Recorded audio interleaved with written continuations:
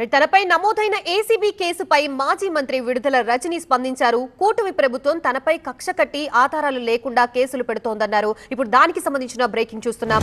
ACB కేసుపై స్పందించిన మాజీ మంత్రి విడుదల రజని, కూటమి ప్రభుత్వం నాపై కక్ష సాధింపు చర్యలు చేపడుతోందని, అందులో భాగంగానే ఆధారాలు లేకుండా కేసులు పెడుతోందని ఆమె తెలిపారు.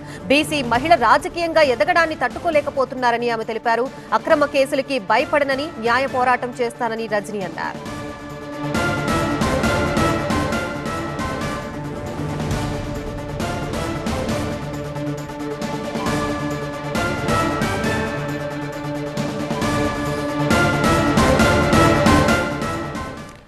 ఇదే అంశానికి సంబంధించి మనకి పూర్తి అప్డేట్స్ ఇవ్వడానికి మా ప్రతినిధి నాగరాజు సిద్ధంగా ఉన్నారు. నాగరాజు, చెప్పండి, తనపై నమోదైన అక్రమ కేసులకు సంబంధించి రజని ఏ విధంగా స్పందించారు? అలాగే ఏసీబీ అధికారులకు కూడా కొన్ని డాక్యుమెంట్స్, ఆధారాలు దొరికాయి అని చెప్పేసి అంటున్నారు. ఎటువంటి ఆధారాలు సేకరించారు?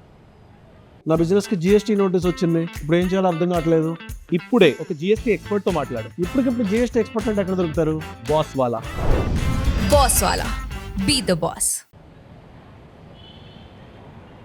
అంటే ప్రధానంగా ఈ కేసు మొత్తం మీద కూడా చాలా సంచలనం రేకెత్తించింది. రాష్ట్ర వ్యాప్తంగా కూడా గతంలో కూడా పలుమార్లు ఈ అంశంలోనే ఏదైతే బాలాజీ స్టోన్ క్రషర్కి సంబంధించి అక్కడ యజమానులుగా ఉన్న శ్రీనివాసరావు, చలపతిరావు గతంలో కూడా పలుమార్లు విడుదల రజనీ మీద ఎస్పీ దగ్గర నుంచి కూడా హోమ్ మినిస్టర్ దాకా కూడా కంప్లైంట్ చేయడం జరిగింది. అయితే ఎక్కడైతే ఏసీబీ ఇప్పుడు కేసు నమోదు చేసిందో ప్రధానంగా ప్రివెన్షన్ ఆఫ్ కరప్షన్ యాక్ట్లోని సెక్షన్ 7A కింద, అదేవిధంగా 120 IPC 120B కింద కూడా కేసు నమోదు చేయడం జరిగింది. దీని మీద కొద్దిసేపటి క్రితం TV9తో మాట్లాడుతూ మాజీ మంత్రి ప్రధానంగా కక్ష సాధింపు చర్యల్లో భాగంగానే ఈ కేసులు నమోదు చేస్తున్నారు. నేను ఎక్కడా కూడా అవినీతికి పాల్పడలేదు, అవినీతికి పాల్పడినట్లు చిన్న ఆధారం కూడా లేదని చెప్పి మాజీ మంత్రి చాలా స్పష్టంగా అయితే చెప్పడం జరిగింది. దీనికి సంబంధించి పూర్తి స్థాయిలో మీడియా సమావేశాలను, ఎందుకంటే దీని వెనక ఒక పెద్ద కుట్ర ఉంది. ఈ కుట్రకు సంబంధించి అన్ని విషయాలను కూడా తాను సాయంత్రం జరగబోయే మీడియా సమావేశంలో బయట పెడతానని కూడా చెప్పడం జరిగింది. ఎందుకంటే చాలా రోజులుగా, అంటే కూటమి ప్రభుత్వం అధికారంలోకి వచ్చిన దగ్గర నుంచి గత జూలై తర్వాత సెప్టెంబర్ నుంచి కూడా ఈ కేసుకు సంబంధించిన అనేక సార్లు కూడా ఫిర్యాదు చేయడం బాధితులు చేశారు. ఈ నేపథ్యంలోనే ఇదంతా కూడా కావాలని చెప్పి ఒక కక్షపూరితంగా వ్యవహరిస్తోంది. తనని రాజకీయంగా ఎదుర్కోలేక, తాను ఎదుగుదలను చూడలేక కావాలని ఉద్దేశపూర్వకంగా కూడా కేసులు నమోదు చేస్తున్నారని కూడా మాజీ మంత్రి చెప్పడం జరిగింది. 2 రోజుల క్రితం కూడా ఇదే అంశాన్ని మీడియా సమావేశంలో చాలా స్పష్టంగా చెప్పారు. ఎందుకంటే అటు కార్యకర్తల మీద, తన మీద ఇప్పటికే విడుదల రజనీ సోషల్ మీడియా కార్యకర్తగా ఉన్న రాకేష్ను కూడా అరెస్ట్ చేయడం జరిగింది.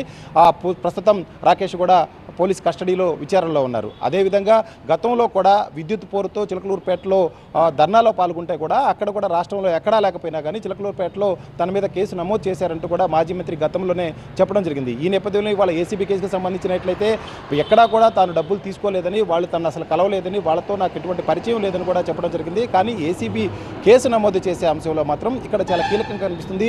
విజిలెన్స్ అధికారిగా ఉన్న, అప్పుడు విజిలెన్స్ ఎస్పీగా ఉన్న జాషువా విషయంలో మాత్రం చాలా స్పష్టమైన ఆధారాలని ఏసీబీ ఏదైతే ఆ ఆధారాలను తీసుకున్న తర్వాత, సేకరించిన తర్వాత మాత్రమే కేసు నమోదు చేయడం జరిగింది. ఎందుకంటే విజిలెన్స్ ఎస్పీగా ఉన్న జాషువా బాలాజీ స్టోన్ క్రషర్లోకి వెళ్ళడం 2020లోనే తనిఖీల పేరుతో అక్కడికి వెళ్తున్న సమయంలో, వెళ్ళిన తర్వాత కూడా ఉన్నతాధికారులకి, అయితే సాధారణంగా విజిలెన్స్ ఎస్పీ స్థాయిలో ఎక్కడైనా విచారణ కనుక వెళ్తుంటే లేదా దర్యాప్తు చేయడానికి కనుక వెళ్తుంటే తనిఖీల్లో భాగంగా ఆ సమాచారాన్ని డీజీకి తెలియజేయాల్సి ఉంటుంది. కానీ డీజీకి తెలియజేయకుండా పూర్తిగా ఎస్పీ సొంత నిర్ణయం తీసుకొని కొంతమందితో కలిసి బాలాజీ స్టోన్ క్రషర్లోకి వెళ్ళడం జరిగింది. అక్కడ తనిఖీకి సంబంధించిన కొన్ని ఆధారాలు కూడా సేకరించామని కూడా వాళ్ళు అప్పుడు చెప్పడం జరిగింది. అయితే ఈ అంశం ఎక్కడా కూడా రికార్డుల్లో లేకపోవడం, ఉన్నతాధికారులు లేకపోవడంతోనే పెద్ద ఎత్తున కూడా ఇదంతా అవినీతికి పాల్పడ్డారు అనేది ఏసీబీ ప్రాథమిక ఆధారాలు అయితే సేకరించడం జరిగింది. దీంట్లో ప్రధానంగా మాజీ మంత్రికి 2 కోట్ల రూపాయలు ఇచ్చామంటూ కూడా శ్రీనివాసరావు చెప్పడం జరిగింది. మరొక వైపు జాషువా, అదేవిధంగా అక్కడ ఎవరైతే